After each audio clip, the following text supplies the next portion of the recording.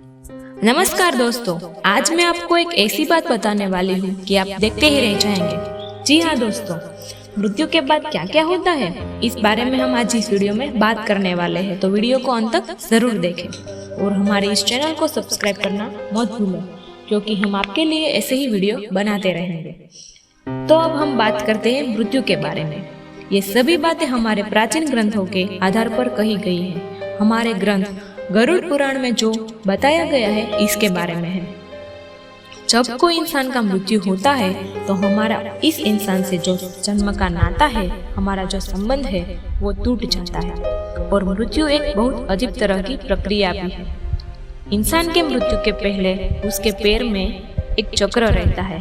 वो चक्र लगभग 4 से 5 घंटे पहले दूर हो जाता है। इसका मतलब है इंसान का धरती से संबंध टूट जाता है। कुछ घंटे पहले उसके पैर ठंडे भी पड़ जाते हैं। मृत्यु के बाद इंसान की आत्मा अपने घर में घूमती रहती है और फिर से अपने शरीर में घुसने की कोशिश करती है। और ये बात आपको जब मृत्यु के बाद आत्मा निकल जाती है तभी देखना, इंसान के शरीर के हाथ और पैर कुछ टाइम तक आपको हिलते नजर आएंगे। उससे ये पता चलता है कि आत्मा शरीर में घुसने की कोशिश करती है। इंसान के मरने के बाद शरीर से निकली हुई आत्मा इधर उधर गति करती है और बहुत समय तक आत्मा और शरीर का एक साथ रहने की वजह से आत्मा शरीर से जल्दी दूर नहीं जाती है। और एक बार शरीर से निकली हुई आत्मा फिर से शरीर में नहीं जा सकती है, क्योंकि एक ऐसा चुंबकीय तत्व होता है जो आत्मा को ऊपर की ओर खींचता है। आत्मा जब इंसान के शरीर से निकल जाती है तब उस कमरे में रहने वालों को आवाज आत्मा को बहुत विचलित करती है, चाहे इनके घर वाले भी क्यों ना हो। लेकिन आत्मा एक बार घर वालों से बातचीत करने की भी बहुत कोशिश करती है, लेकिन आत्मा बिना शरीर बात तो नहीं कर सकती, इसीलिए वो बहुत दुखी होती है। आत्मा चिल्ला चिल्ला कर बोलती है कि मैं जिंदा हूँ, मैं जिंदा हूँ, लेकिन उसकी आवाज कोई नहीं सुनता।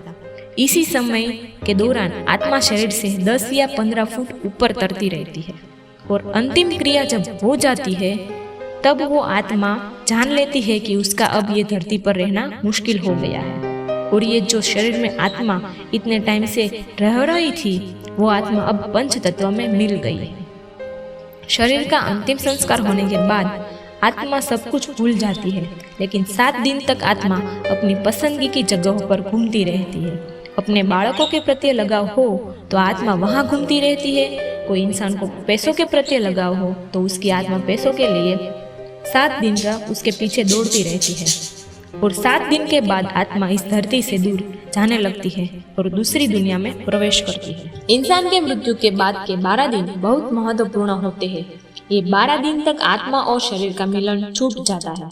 12 दिन तक की गई पूजा उपासना आत्मा के लिए खुराक जैसी मानी गई है और वो आत्मा को आगे ले जाने में मदद भी करती है। इसीलिए हिंदी रीति रिवाजों के मुताबिक इंसान के मृत्यु के बाद के 12 दिन का पूरा पूजा विधि का प्रोसेस रहता है।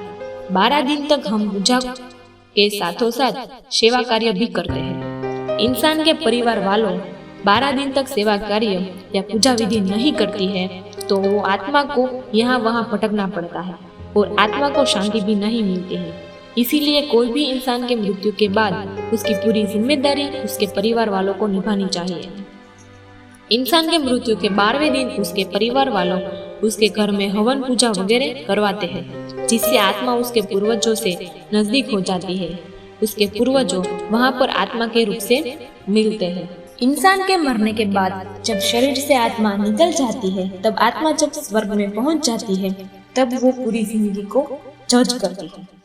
आत्मा अपने साथ हुए बुरे कामों के लिए बहुत क्रोधित भी होती है और उसके साथ बदला लेने की बहुत इच्छा भी रखती है। उस आत्मा ने किसी का बुरा किया हो तो उसके लिए खुद भी पछतावा करती है और सजा भी मांगती है कि ये मैंने ऐसा क्यों किया, और अगले जन्मों में ये गलती दोबारा ना हो इसका भी ख्याल रखती है। जय श्री कृष्ण। दोस्तों, आपको हमारी ये वीडियो कैसी लगी कमेंट में जरूर बताना और वीडियो को लाइक और शेयर जरूर करना, क्योंकि हम आपके लिए ऐसे ही वीडियो लाते रहेंगे। और हमारा नया वीडियो देखने के लिए हमारे इस चैनल को सब्सक्राइब जरूर करें। Thank you.